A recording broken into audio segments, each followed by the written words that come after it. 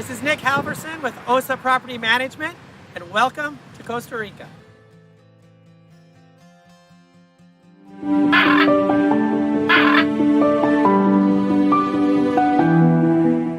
at the Palmar Sur, the old United Fruit Company's social gathering building. And there was an old bowling alley, so they had 2 lanes, and it was all manual. So Yvonne, who works here, told me that for $1 a day, the kids would, right, take the pins, ¿cómo se dice the pins? Las bolas. The Los bolos. Para un dolor por día. Todas. So, and they would fix that. So this was here until 1984.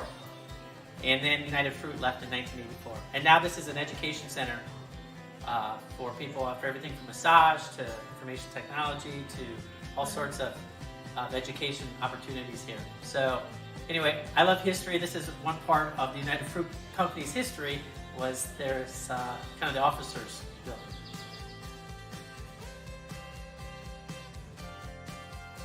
Thanks for watching that video. Do us a favor and click on the red bird and subscribe to our channel.